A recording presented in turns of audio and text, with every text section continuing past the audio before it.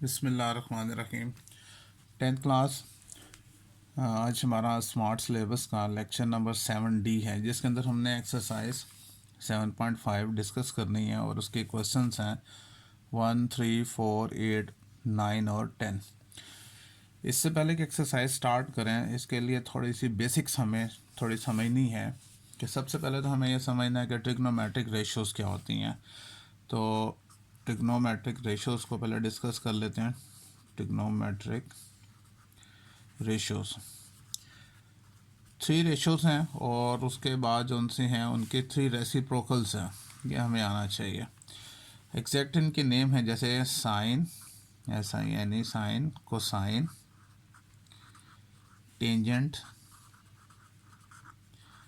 और इनके 3 रेसिप्रोकल्स हैं साइन, कोसीकेंट, कोसीकेंट, और इस तरह से कोसाइन का होता है सीकेंट,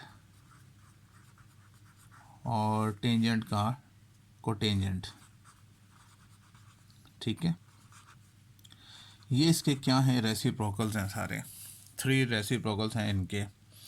अब ये ट्रिग्नोमेट्रिक रेशियोज जो सी हैं, हम नॉर्मली वैसे तो ये पढ़ते तो हम साइन थीटा हैं, कोसाइन कॉस थीटा पढ़ते हैं, टेन थीटा पढ़ते हैं, इस तरह से कोसेक पढ़ते हैं, सेक पढ़ते हैं और कॉट पढ़ते हैं। ठीक है ना। तो ये तो इनके रियल नेम्स हैं, रियल स्पेलिंग्स हैं। लेकिन हम जब इसको आम रूटीन में जब हम इन रेशियोज़ को पढ़ेंगे तो यूँ पढ़ेंगे साइन थीटा, जैसे साइन, सिन लिखा जाएगा लेकिन बोलेंगे साइन ही है, साइन थीटा, कॉस थीटा और टेन थीटा। थीटा एंगल्स के लिए, और इनके रेसिप्रोकल होंगे वो इसी तरह से। कोसीकेंट बोलेंगे तो कोसीकेंट लिखेंगे कोसेक, इस तरह से। इसको सीकेंट प्रोनाउंस करेंगे लेकिन सेक लिखेंगे, इस तरह से। इसको कोटेंजेंट बोलेंगे लेकिन यहाँ पर जो सा है वो कॉट लिखेंगे। तो ये उनको इस तरह से हमने आगे उनको डिस्कस करना है। ठीक है। अच्छा, इसके लिए हम एक और जौन सा है, इनको राइट एंगल ट्राइंगल से भी इसको एक्सप्लेन कर देते हैं कि इनकी रेशियोज़ क्या होती हैं। ठीक है, मैं यहाँ पे एक राइट एंगल ट्राइंगल ड्रॉ करता हूँ जो इस एक्सरसाइज के लिए सबसे इम्पोर्टेंट है।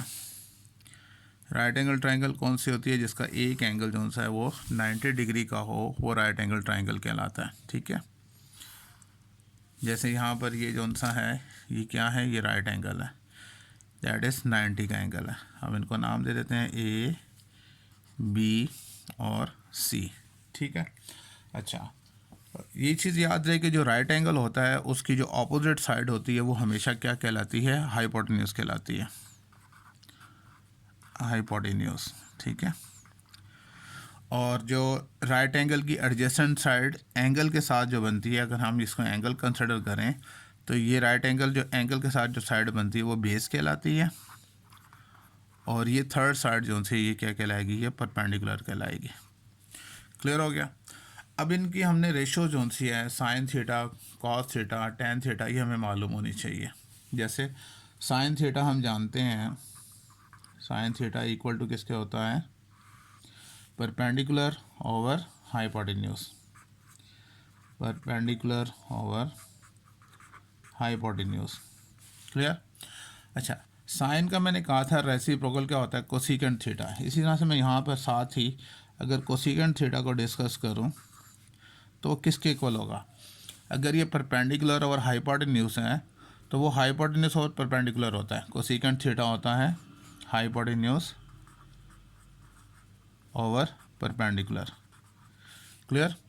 इसी तरह से जब हम डिस्कस करते हैं कॉस थीटा, तो हम जानते हैं कॉस थीटा किसके इक्वल होता है, बेस ओवर हाइपोटेन्यूज के, बेस ओवर हाइपोटेन्यूज के। और इसका रेसिप्रोकल कौन सा है, सॉरी, इसका रेसिप्रोकल कॉस का क्या होता है, सीकेंट। तो सीकेंट की रेशो क्या होगी, सीकेंट थीटा इक्वल टू होगा, ये अगर बेस और हाइपोटेन्यूज है वो हाइपोटेन्यूज ओवर बेस के होगा, hypotenuse over base. Third ratio है टेंजेंट थीटा, जिसको हम टेन लिखते हैं, tan theta is equals to perpendicular over base होता है, परपेंडिकुलर ओवर बेस। और इसका रेसिप्रोकल क्या होता है, कॉट। तो फिर कॉट क्या हो जाएगा, कॉट होगा base over perpendicular, base over perpendicular. तो ये 6 रेशो जो सी है वो हमें पता होनी चाहिए, जो इस एक्सरसाइज के लिए बहुत ज़रूरी है, जो हमने अभी डिस्कस करनी है, ठीक है।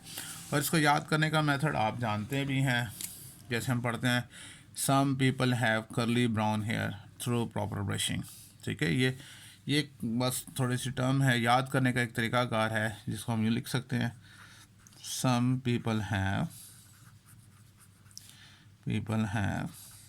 ठीक है, curly brown hair through proper brushing, through proper brushing. तो ये एक याद करने का एक तरीकाकार है, आप इस तरह से भी याद कर सकते हैं। कुछ और टर्म्स भी हैं याद करने के लिए, S for sine, P for perpendicular और H for hypotenuse. Similarly curly में जो सी है वो कॉस के लिए है, बी जो सा है बेस के लिए ब्राउन से, और हेयर जो सा है एच हाइपोटेन्यूज के लिए, और थर्ड जो सा है टेन थीटा और टी टेन के लिए यूज़ किया गया, और प्रॉपर में पी जो है परपेंडिकुलर के लिए, और ब्रशिंग में बी जो बेस है। तो ये आप इस तरह से इसको याद भी कर सकते हैं, ठीक है। तो ये याद करना बहुत ज़रूरी है। अब हमें क्वेश्चन में जब दिया जाएगा तो हमें एक साइड दी जाएगी और एक साइड मालूम करने की, फ़र्ज़ करें हमें परपेंडिकुलर गिवन है और हाइपोटेन्यूज जो सा है वो मालूम करना है। तो परपेंडिकुलर और हाइपोटेन्यूज की रेशो किसके साथ होती है, परपेंडिकुलर हाइपोटेन्यूज और साइन के साथ होती है। तो फिर हम साइन थीटा वाला जो सा है ट्रिग्नोमेट्रिक रेशो वो यूज़ करेंगे। इसी तरह से अगर हमें बेस गिवन है और हाइपोटेन्यूज मालूम करना है, तो बेस और हाइपोटेन्यूज की रेशो क्या होती है, वो कॉस होती है, तो हम कॉस वाला लगाएंगे। तो ये जो 3 जो हैं साइड्स हैं, उनमें से जो भी एक दिया जाए, दूसरी मालूम करनी होगी, तो वो हमने उसी के मुताबिक हमने साइन थीटा, कॉस थीटा और टेन थीटा हमने ये रेशो लेनी होगी इन क्वेश्चंस के अंदर, ठीक है। आगे जैसे क्वेश्चन स्टार्ट होंगे तो मैं आपको साथ साथ समझाता रहूँगा, ठीक है। अब देखें पहला क्वेश्चन जो सा है यहाँ पर है कि find the angle of elevation of the sun if a 6 feet man cast a shadow, cast 3.5 feet shadow, ठीक है। एक शख्स है जिसकी जो हाइट उसने बताई हुई है वो है 6 फीट है, ठीक है। हम यहाँ पर एक इस तरह से ड्रॉ करते हैं। लेट्स सपोज ये जो सा है हमने एक वो शख्स जो खड़ा है उसकी ये 6 फीट उसकी हाइट है, ठीक है, 6 फीट, क्लियर हो गया। उसके बाद and cast a 3.5 feet shadow. अगर यहाँ पर सूरज है, लेट्स सपोज यहाँ पर सूरज है, और वो जो उसके साथ साया बनाता है वो है इस तरह से नीचे, ये जो ये आएगा, ये क्या होगा, ये इसका शेडो है, और वो कितना कास्ट कर रहा है 3.5 फीट, 3.5 फीट। तो आपसे क्या कहा है उसने कि find the angle of elevation, ये वाला एंगल हमने फाइंड करना है। दिस एंगल ऑफ एलिवेशन जो सा है क्या होता है, जो नीचे से ऊपर की तरफ जो एंगल बना करता है उसको एंगल ऑफ एलिवेशन कहते हैं, ठीक है। तो हमने ये एंगल फाइंड करना है उस सूरज के साथ, कि जो वो सूरज है उसके साथ कितना एंगल बनाता है। क्लियर हो गया, दोबारा से समझ लें। हमसे ये कहता है find the angle of elevation of a sun if a 6 feet man, ये मैंने जो ड्रॉ किया परपेंडिकुलर जो ड्रॉ किया 6 फीट मैन है, कास्ट आ 3.5 फीट शेडो। तो इसका अगर यहाँ पर सूरज है तो इसका इस शख्स का जो साया है वो ये है, और वो कितना है 3.5 फीट है। आपने एंगल ऑफ एलिवेशन बताना है, ठीक है। अब हम इनको नाम दे देते हैं यहाँ पर एजेस को ए, बी और सी, और इसके बारे में यहाँ पे हम थोड़ा सा एक्सप्लेन कर देते हैं, ठीक है, कि क्या क्या है। हम यहाँ पे देखें, हमने यहाँ पर बी सी किसको कहा है, उसकी हाइट कहा है, किसकी, उस शख्स की, और जो मैन है उसकी हाइट है। तो हम यहाँ पे लिख लेते हैं सॉल्यूशन में, let B C is equals to 6 feet be the height of the man, ठीक है। ये क्या है, ये हाइट है मैन की, ठीक है। और ए सी क्या है, ये शेडो है, and A C is equals to 3.5 feet be the shadow of the man, ये उसका शेडो है, ठीक है। और थर्ड हमने क्या फाइंड करना है, हमने एंगल फाइंड करना है, एंगल ऑफ एलिवेशन हमने फाइंड करना है। तो यहाँ पे हम लिख देते हैं कि एंगल ऑफ एलिवेशन ये हमने फाइंड करनी है। क्लियर है। अभी मैंने शुरू में आपको ये बताया था कि जो दोनों, अब इसमें देखें दो साइड्स गिवन है। अब ये एंगल इस राइट एंगल के हिसाब से ये क्या बनाता है, ये बेस है, और ये क्या है, ये है परपेंडिकुलर। हमें परपेंडिकुलर गिवन है और बेस गिवन है। परपेंडिकुलर और बेस की जो रेशो है वो किसकी होती है, साइन की होती है, कॉस की होती है, या टेंजेंट की होती है। तो हमें याद है ये किसकी होती है, या टेंजेंट की होती है। तो हम यहाँ पे लिखना है कि tan theta is equals to होता है परपेंडिकुलर ओवर बेस, ठीक है। अब हम इसकी वैल्यूज पुट करते हैं।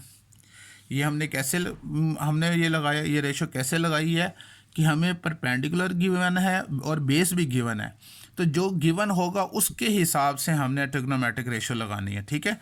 परपेंडिकुलर गिवन है और बेस गिवन है, तो परपेंडिकुलर और बेस किसके इक्वल होता है, टेंजेंट के इक्वल होता है। तो अब इसकी वैल्यू पुट करते हैं। tan theta is equals to, perpendicular हमारे पास कितना है 6, बेस कितने हमारे पास 3.5, ठीक है। हम इसको इससे डिवाइड करते हैं, ठीक है, और फिर इसका आंसर निकालते हैं। देखें जी 6 डिवाइड 3.5, तो हमारे पास आ जाएगा 1.714। तो tangent theta is equals to आ गया 1.714, ठीक है। अच्छा, हमने तो एंगल फाइंड करना है। ये टेंजेंट जब उस तरफ जाएगा तो इन्वर्स हो जाएगा, यानी theta is equals to tangent inverse of 1.714, ठीक है। तो हम इसका से कह रहे हैं शिफ्ट और टेंजेंट, साथ ही आंसर दबा देंगे तो इक्वल टू, तो हमारे पास आ जाएगा 59.7। तो थीटा इज इक्वल्स टू आ जाएगा 59.7 डिग्री। तो ये हमारे पास वो एंगल आ जाएगा, ठीक है। हम लास्ट में लिख सकते हैं therefore the angle of elevation is equals to theta is equals to 59.7 degree. तो ये इसका आंसर आ जाएगा, ठीक है। क्लियर हो गया। इसके बाद देखिए क्वेश्चन नंबर 3 में ये कहा है कि 20 feet long ladder is leaning against a wall, कि एक लैडर है वो दीवार के साथ है लगी हुई है, जिसकी लंबाई उसने 20 फीट बताई है। The bottom of the ladder is 5 feet from the base of the wall, दीवार की बेस से जोन सी है वो जो लैडर जोन सा है वो 5 फीट पर है। फाइंड द एक्यूट एंगल, यानी angle of elevation the ladder makes with the ground, ठीक है। हमने इसको बनाना है, पहले मैं ड्रॉ कर देता हूँ ताकि आपके लिए आसान हो जाए। और देखिए यहाँ पर ये हमने ये एक वॉल ड्रॉ कर लेते हैं, ठीक है। और ये जोन सा है फ्लोर है, फ्लोर के साथ, ठीक है। अब लैडर जोन सी है वो इस तरह say that is leaning against the wall, ये लैडर है, ठीक है।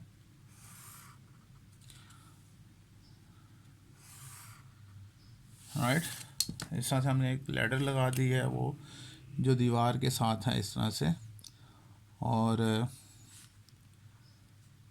उसने साथ साथ बता भी दिया कि आपको कि इसकी लेंथ कितनी है, लैडर की लेंथ उसने पहले बता दिया। देखें 20 फीट लॉन्ग लैडर, यानी ये जो लैडर है वो 20 फीट है, तो हम यहाँ पे लिख रहे हैं 20 फीट है। ये is leaning against a wall, एक दीवार के साथ लगी हुई है। The bottom of the ladder, ये इस हिस्से की बात हो रही है, is 5 feet from the base of the wall, wall की बेस से ये जो सा ये 5 फीट पर है। क्लियर हो गया। आपसे क्या कहता है, find the acute angle, acute angle जो सा होता है ये वाला एक्यूट एंगल, इसकी वो बात कर रहा है, ये आपने बताना है। Acute angle that is angle of elevation the ladder makes with the ground, जो लैडर है ज़मीन के साथ जो बनाती है ये हमने बताना है। हम इनको नेम दे देते हैं A, B और C, और ये जौन सा ये क्या है, ये राइट एंगल है हमारे पास। ठीक है। अच्छा, अब हम इसको एक्सप्लेन कर देते हैं ये सारे पॉइंट्स क्या हैं। जैसे सॉल्यूशन में हम लिखेंगे लेट ए बी क्या है, A B is equals to कितना है 20 फीट, और ये क्या है be the length of the ladder, ये क्या है, ये लेंथ है किसकी, ऑफ द लैडर। ठीक है। अच्छा, और ए सी क्या है, ए सी बेसिकली डिस्टेंस है, and A C is equals to 5 feet be the distance of the ladder from the base of the wall। ठीक है। ठीक है, दोनों चीज़ें हमने एक्सप्लेन कर दी। और उसके बाद हमने फाइंड क्या करना है, हमने एक्यूट एंगल फाइंड करना है। एक्यूट एंगल या जिसको कहते हैं एंगल ऑफ एलिवेशन, ये हमने फाइंड करना है। ठीक है।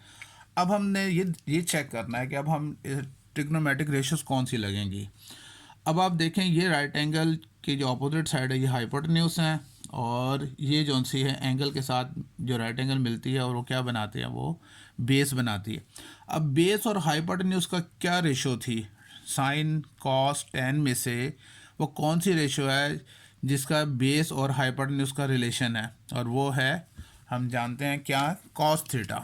तो हम लिखेंगे यहाँ पर cos theta is equals to होता है किसके, बेस और हाइपोटेन्यूज के, बेस और हाइपोटेन्यूज। क्लियर है। अब हम इसको आगे फर्दर कैलकुलेट करते हैं कि cos theta is equals to base हमारे पास क्या है A C, line segment A सी, और हाइपोटेन्यूज क्या है हमारे पास ए बी। वैल्यूज पुट करते हैं, cos theta is equals to जी, ए सी कितना है 5 और हाइपोटेन्यूज कितना है 20। तो cos theta is equals to, जब 5 को डिवाइड करेंगे 20 से, 5 डिवाइड बाय 20, तो हमारे पास आ जाएगा 0.25। हमने तो थीटा मालूम करना है। ठीक है। तो हमने तो थीटा मालूम करना है, तो उसके लिए कॉस इन्वर्स हो जाएगा 0.25। ठीक है। अब यहाँ पर हम शिफ्ट का बटन दबाएंगे, कॉस का बटन दबाएंगे, और आंसर इक्वल टू आ जाएगा हमारे पास 75.5 डिग्री। तो theta is equals to 75.5 degree. ठीक है। इसमें आपके बुक में आंसर उसने डिग्री और मिनट्स में भी बताया हुआ है। तो यहाँ पर एक बटन ये डला हुआ है, ये वाला, अगर आप इसको प्रेस कर देंगे तो ये आपके पास आ जाएगा 75 डिग्री 31 मिनट्स। तो आप और करके ये भी लिख सकते हैं, और करके 75 डिग्री 31 मिनट्स। तो ये आंसर भी बिल्कुल ठीक है। ठीक है ना। लेकिन हम इसी यही खाली लिख देंगे तो तभी ठीक है, कोई ऐसा मसला नहीं है। लास्ट में हम लिख देंगे देयरफॉर, ठीक है, acute angle is equals to theta is equals to 75.5 degree. ठीक है, ये हमारा आंसर आ गया। क्लियर हो गया। बहुत आसान सा था क्वेश्चन। ऐसे ही हमने बाकी क्वेश्चन भी फाइंड करने हैं।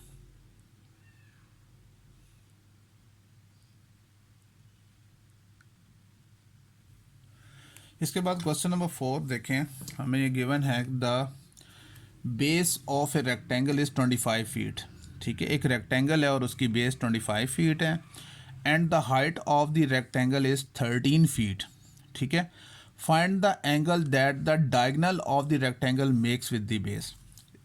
सबसे पहले तो हम रेक्टेंगल एक ड्रॉ कर लेते हैं, फिर उसके बाद हम बाकी चीज़ें डिस्कस करते हैं।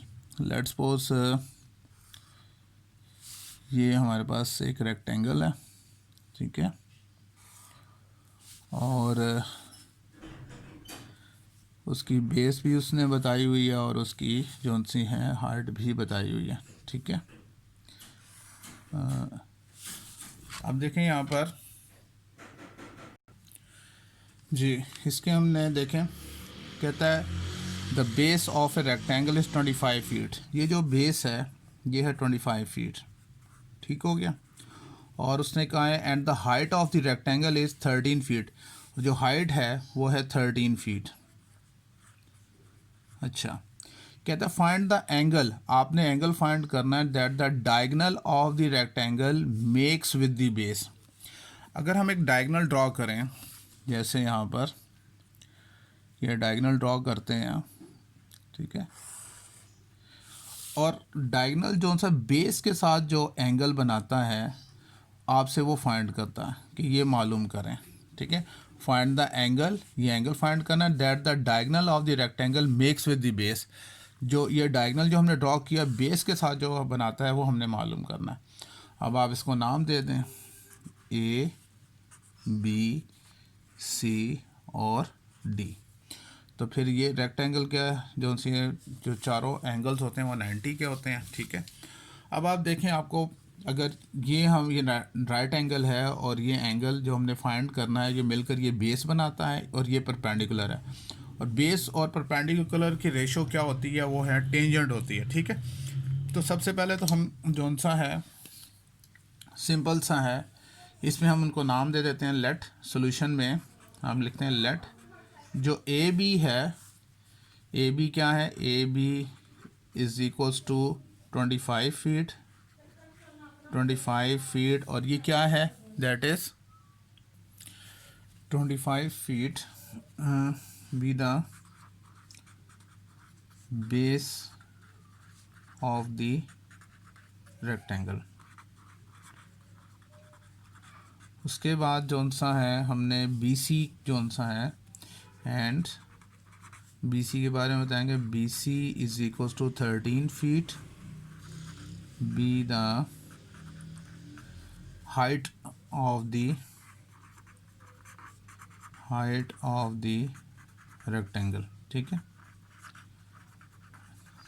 और हमने क्या फाइंड करना है, हमने एंगल फाइंड करना है, ठीक है, that make the diagonal with the base.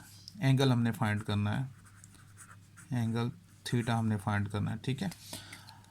इस ट्राइंगल में देखें, in right angle triangle A B C, in triangle right angle triangle A B C हमें बेस गिवन है और परपेंडिकुलर गिवन है। तो परपेंडिकुलर और बेस की क्या रेशो होती है, अभी मैंने आपको बताया, वो टेंजेंट थीटा होता है। तो हम लिखेंगे tan theta is equals to perpendicular over base, right. अब इसकी वैल्यूज पुट करते हैं कि tangent theta is equals to perpendicular कितना है 13 है, बेस है हमारे पास 25 है। इसको डिवाइड करते हैं इसके साथ, कैलकुलेटर हमारे पास जी, तो 13 डिवाइड बाय 25 तो हमारे पास आ गया 0.52। तो tangent theta is equals to 0.52। हमें तो सिर्फ एंगल चाहिए, थीटा चाहिए, तो tan उस तरफ जाएगा, क्या हो जाएगा, tan इनवर्स हो जाएगा, tan इनवर्स ऑफ 0.52, ठीक है। अब हम क्या करेंगे, शिफ्ट tan थीटा और इसके बाद हम आंसर लगा देंगे इक्वल टू, तो हमारे पास आ जाएगा 27 डिग्री, 27.47 डिग्री, ये हमारे पास एंगल आ जाएगा। क्लियर हो गया। तो हम लास्ट में लिख लेते हैं देयर फोर एंगल जो सा था that is equal to theta is equal to 27.47 degree. तो ये हमारा आंसर आ गया। क्लियर हो गया। क्वेश्चन नंबर 8 में हमें ये कहा है कि a road is inclined at an angle 5.7 degree, कि एक रोड है इंक्लाइंड कर, यानी ऊपर की तरफ, हिसाब से आहिस्ता आहिस्ता ऊपर की तरफ जा रही है, और किस एंगल से, 5.7 डिग्री के हिसाब से। सपोज दैट, फ़र्ज़ करें we drive 2 miles up this road, अगर इसी इंक्लाइनेशन के ऊपर 2 माइल्स तक वो आप सफ़र करें, that is starting from sea level, how high above sea level are we, तो हम कितनी हाइट पे होंगे, हमने ये बताना है। तो हम इससे हम पहले ड्रॉ कर लेते हैं। लेट्स सपोज कि इस तरह से रोड जो सी है इस तरह से इंक्लाइंड कर रही है, ठीक है। और जो सा सी लेवल से जैसा इंक्लाइन कर रही है। और जब आप 2 माइल्स ड्राइव कर लेते हैं, लेट्स सपोज यहाँ तक आपने 2 माइल ड्राइव कर ली है, तो अब आपने इसकी हाइट बतानी है। तो अब उसकी हाइट कितनी है, ठीक है। मैं दोबारा से स्टेटमेंट पढ़ता हूँ और साथ साथ डायग्राम को एक्सप्लेन करता हूँ।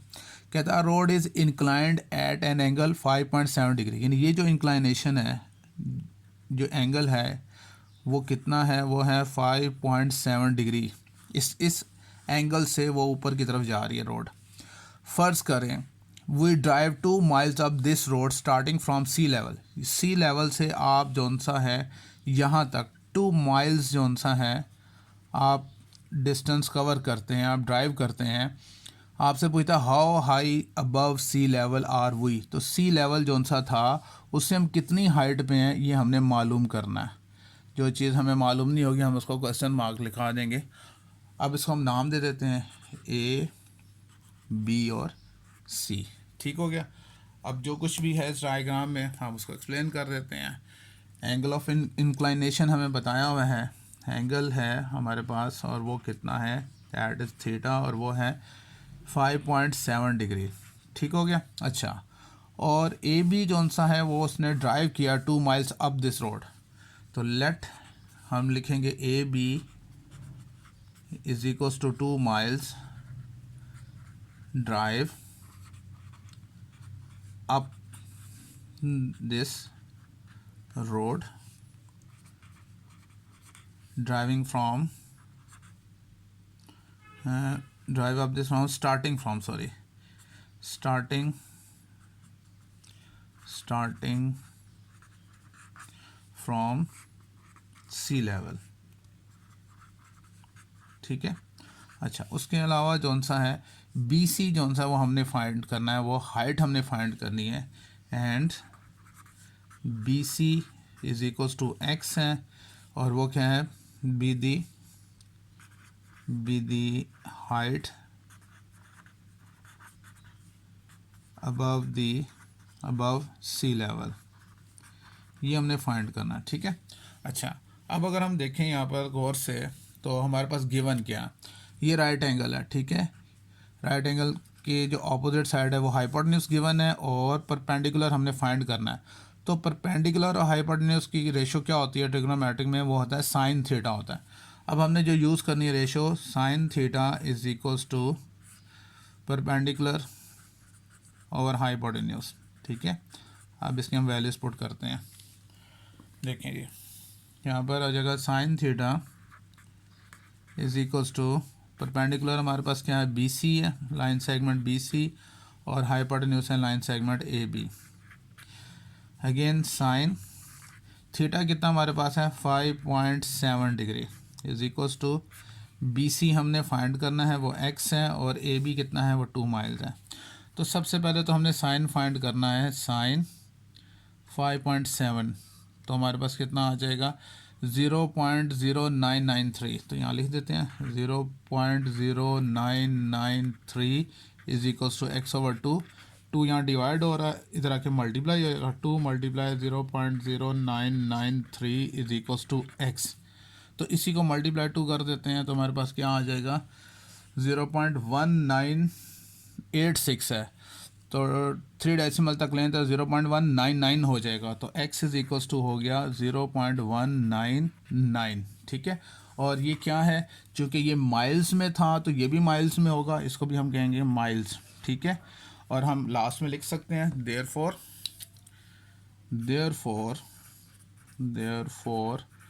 We are at height from the sea level से जो हमारी हाइट क्या होगी, that is equals to X is equal to 0.199 miles. Clear हो गया। नेक्स्ट क्वेश्चन देखें, यहाँ पर क्वेश्चन नंबर 9 है। कहता है कि a television antenna of 8 feet height is located on the top of the house. जैसे मैंने आपके सामने एक डायग्राम बनाई है, एक हाउस है इस तरह से, यहाँ से जौन सा है वो कहता है television antenna of 8 feet height यानी इस एंटीने की जो हाइट है उसने बताई हुई है और वो है 8 फीट।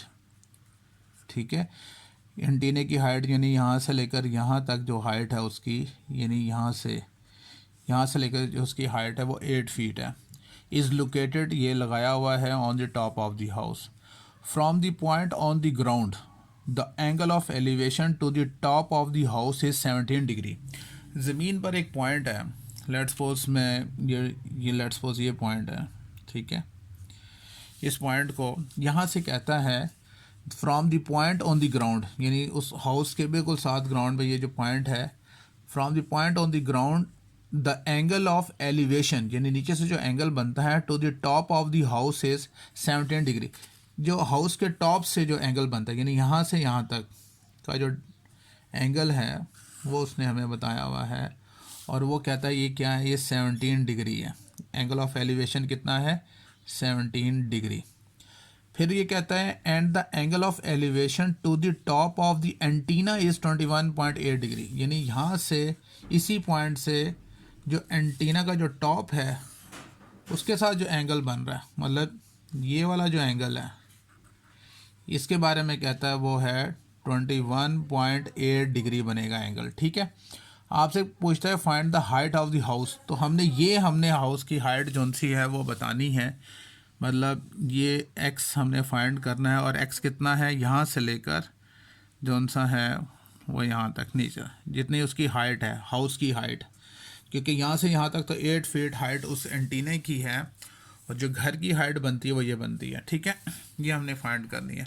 और अगर मैं इस पॉइंट को इसकी बेस के साथ मिला दूँ तो इस तरह से ये, अब अगर हम गौर से देखें तो हमारे पास 2 ट्राइंगल बनती हैं। ठीक है, एक तो हमारे पास ट्राइंगल बन रही है, एक तो ये वाली ट्राइंगल, अब हम इनको नेम्स दे देते हैं। ठीक है, ओके, हम कहते हैं ये ए है, ठीक है, बी, और ये टॉप पे जो पॉइंट है इसको हम सी का नाम दे देते हैं, यहाँ पर सी, और ये जो घर का टॉप है इसको डी का नाम देते हैं। तो यूँ कह लें कि हमारे पास जो बन रहा है ट्राइंगल्स, दो राइट एंगल ट्राइंगल बन रही है, एक बन रही है ए बी डी, और एक बड़ी ट्राइंगल बन रही है ए बी सी। ठीक है, ये हमारे पास ट्राइंगल बन रही है। हमने इन दोनों ट्राइंगल्स को बारी बारी डिस्कस करना है। ठीक है, अच्छा, और हमने जो बताना है वो हाइट ऑफ द हाउस बतानी है। अच्छा, तो सबसे पहले तो हम बात करते हैं, हम लिखते हैं कि इन ट्राइंगल, जो इनर ट्राइंगल है सबसे पहले वो डिस्कस करेंगे, यानी ए बी डी, ये वाली triangle A B, in triangle A B D, इस ट्राइंगल की बात कर रहा हूँ। ठीक है, अब इस ट्राइंगल में देखें तो हमारे पास पर ना तो हमारे पास परपेंडिकुलर गिवन है, ना ही हमारे पास बेस गिवन है, सिर्फ एक एंगल हमें पता है और वो कितना है, 17 डिग्री। ठीक है, हम ए बी को भी हम यहाँ पे लिख लेते हैं, let A B is equals to Y कह देते हैं, क्योंकि ये भी हमें मालूम नहीं है। ठीक है, ए बी को भी हमने वाई एक्सपोज कर लिया, ए डी को हमने एक्सपोज किया है, डी सी हम जानते हैं 8 फीट है, और ठीक है ना। अब सबसे पहले हम इस ट्राइंगल को डिस्कस कर रहे हैं ए बी डी, राइट। अब ना ही हमें परपेंडिकुलर मालूम है ना ही हमें बेस मालूम है, तो हम यहाँ पे tan थीटा लगाएंगे। tan theta is equals to perpendicular over base. ठीक है, अब देखें tan theta is equals to perpendicular क्या है हमारे पास, ए डी, बेस क्या है ए बी। ठीक है, तो tan, अच्छा एंगल कितना बना हुआ है इस इनर के साथ, वो है 17 डिग्री, तो 17 degree is equals to A D हमारे पास x है और ए बी हमारे पास y है। tan 17 की वैल्यू क्या होगी हम देख लेते हैं। tan 17 डिग्री दैट इज़ 0.306 कर लेते हैं, 5 7 है तो 0.306 इज इक्वल्स टू x ओवर y। ठीक है, अब हम इसमें से y इधर डिवाइड हो रहा है, इस तरफ आगे मल्टीप्लाई हो जाएगा, यानी y into 0.306 is equals to x। तो और करके हमें यहाँ पे y की वैल्यू चाहिए थी बेसिकली। ठीक है, तो y ऐसे रहेगा, ये मल्टीप्लाई और उस तरफ जाकर डिवाइड हो जाएगा, तो x ओवर 0.306 आ गया। ठीक है, ये हम इसको नाम दे देते हैं, इक्वेशन 1 का नाम देते हैं। क्लियर है। अब बड़ी ट्राइंगल लेते हैं, इन ट्राइंगल ए बी सी, ये बड़ी ट्राइंगल लेते हैं, यहाँ पे लिखते हैं इन ट्राइंगल ए बी सी। अब ए बी सी में ठीक है, बेस तो उसी तरह से ए बी है और वो वाई है। अब परपेंडिकुलर जो सा होगा वो क्या होगा, x प्लस 8 होगा, क्योंकि यहाँ से लेकर यहाँ तक तो 8 है, यहाँ से लेकर यहाँ तक क्या है, ये x हमने सपोज किया है। तो अगेन हम वही फार्मूला लेते हैं टेन थीटा वाला, हम यहाँ पे लिखते हैं कि tan theta is equals to perpendicular over base. ठीक है, अच्छा जी, अब इसकी वैल्यूज पुट करते हैं तो क्या होगा, tan theta is equals to perpendicular, अब हमारे पास क्या बनता है, A C, line segment A C, base क्या है ए बी। ठीक है, अच्छा टेन, अब इसमें थीटा कितना है, थीटा इस बड़े के साथ कितना है 21.8 डिग्री, तो 21.8 degree is equals to perpendicular कितना है, परपेंडिकुलर है ए सी, और ए सी किसके इक्वल है, एक्स, एक्स यहाँ से लेकर यहाँ तक एक्स है और फिर आगे 8 है, तो एक्स प्लस 8, तो यहाँ पे लिखेंगे x प्लस 8, और ए बी कितना हमारे पास है y। ठीक है, अच्छा अब आगे जौन सा है इसकी कैलकुलेशन यहाँ करते हैं, मैं लाइन ड्रॉ कर देता हूँ जी। अब पहले तो हमने ये मालूम करना है ये y डिवाइड हो रहा है, इधर आके मल्टीप्लाई हो जाएगा, तो हम इसको यूँ भी लिख सकते हैं y into tan 21.8 degree is equals to x plus 8। ठीक है, तो y टेन 21.8 डिग्री क्या होगा, टेन 21.8, तो ये आ जाएगा 0.3999, तो 0.4 कर देते हैं, 0.4 is equals to X plus 8। अब एक्चुअली हमने जो मालूम करना है, हमने तो x फाइंड करना है, y की वैल्यू हम यहाँ से ये डाल देंगे, y की वैल्यू क्या थी, x ओवर 0.306, तो यहाँ पुट करेंगे तो यहाँ पर हो जाएगा x over 0.306 multiply 0.4 is equals to X plus 8। ठीक हो गया, 0.4 को डिवाइड करते हैं इसके साथ, यहाँ जो मैंने लिखा हुआ इसी को डिवाइड करते हैं, 0.306 से डिवाइड किया तो 1.3071 आता है, तो हम लिखते हैं x के साथ आ जाएगा 1.3071 कर देते हैं is equals to X plus 8। ठीक है, इस x को इस तरफ शिफ्ट करें तो इसको यूँ भी लिख सकते हैं 1.3071 x माइनस ये वाला इधर आएगा तो माइनस x हो जाएगा इज इक्वल्स टू 8, इन दोनों में x कॉमन आ रहा है, तो 1.3071 माइनस 1 हो जाएगा इज इक्वल्स टू 8, क्योंकि ये x बाहर कॉमन ले ली, यहाँ पे 1 रह गया।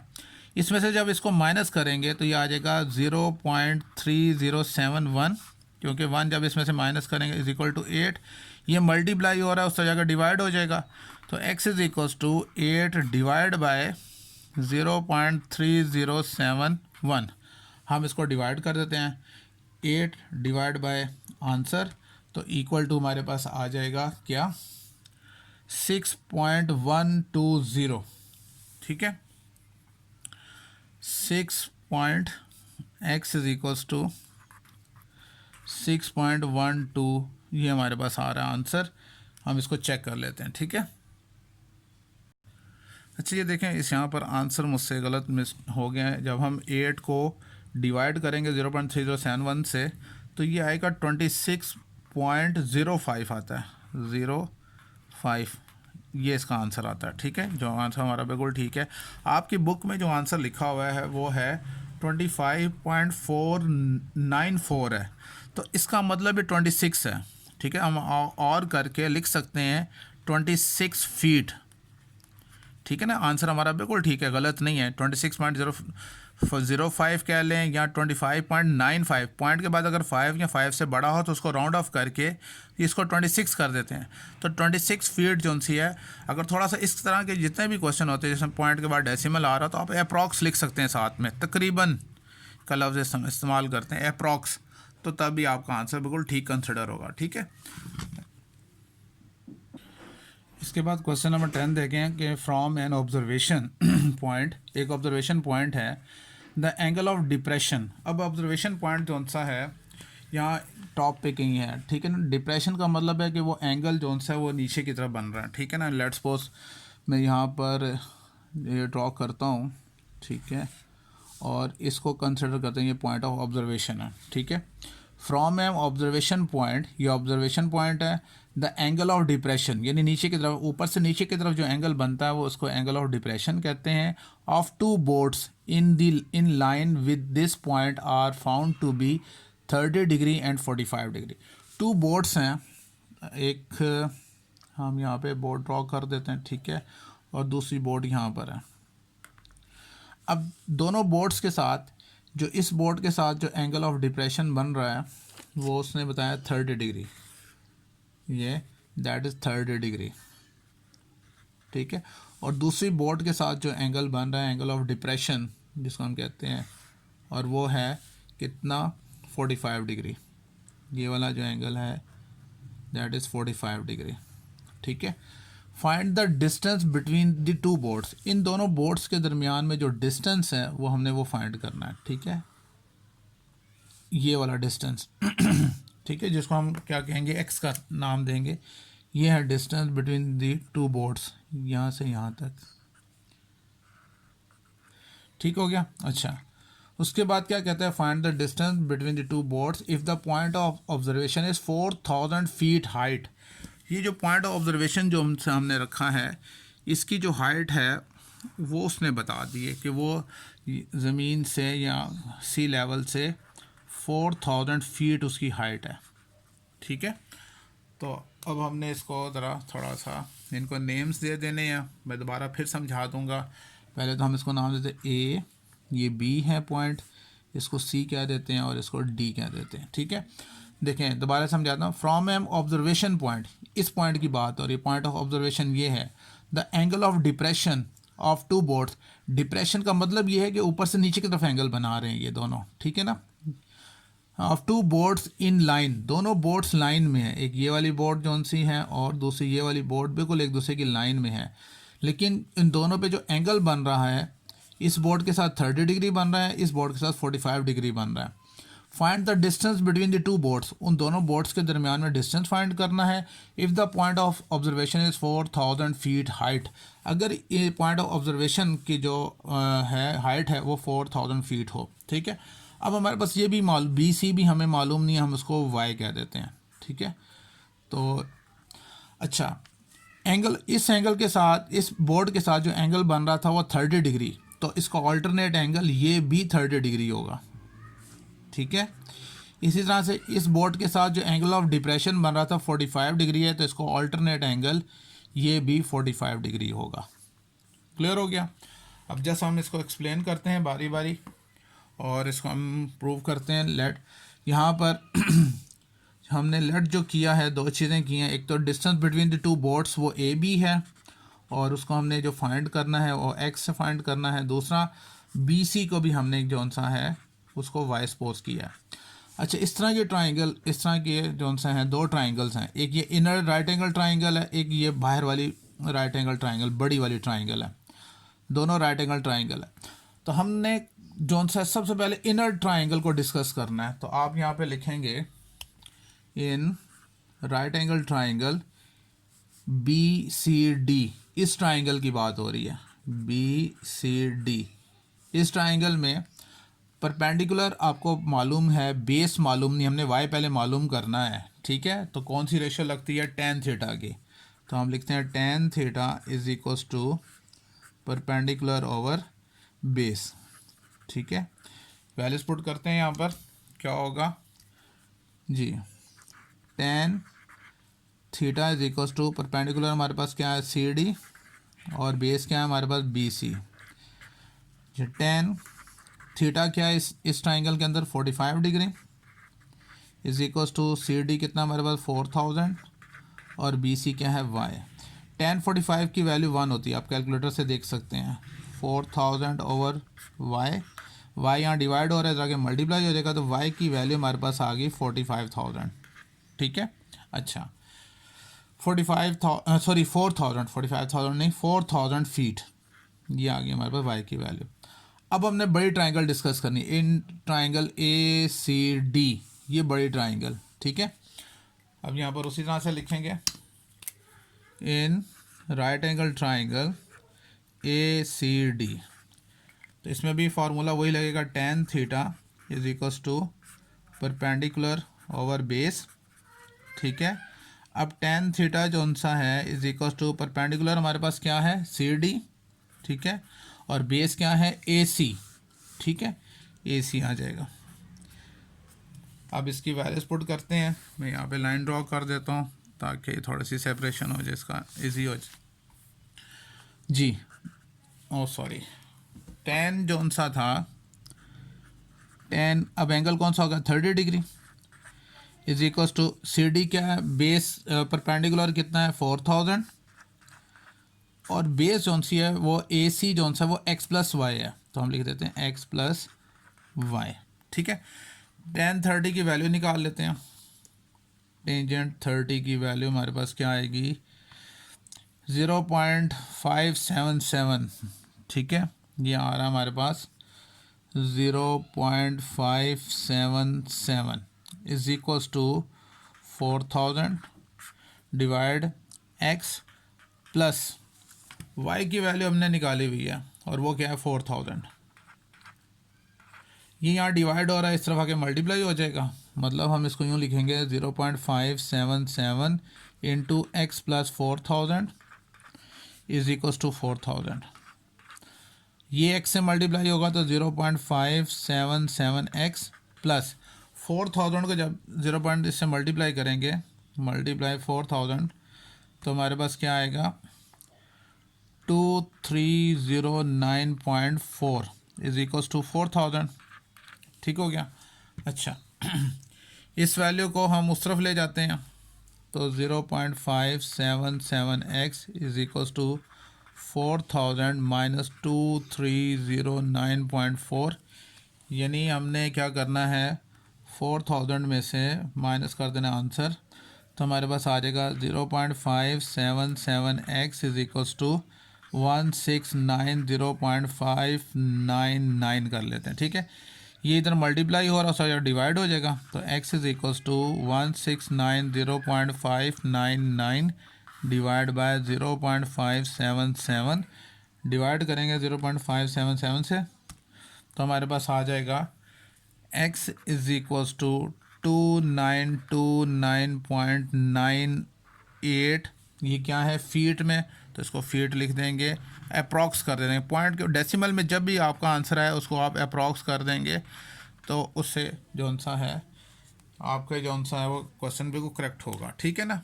आपका जो बुक में आंसर है वो 2928 समथिंग है, ठीक है ना, तो ये भी बिल्कुल ठीक है, इसलिए हम इसके लिए अप्रॉक्स का वर्ड यूज़ करेंगे। क्लियर हो गया।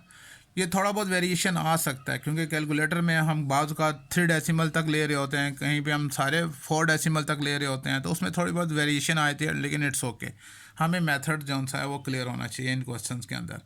उम्मीद है आज का लेक्चर आपको समझ में आया होगा, अगर फिर भी कोई प्रॉब्लम हुई तो हम ज़रूर डिस्कस करेंगे। अल्लाह हाफिज़।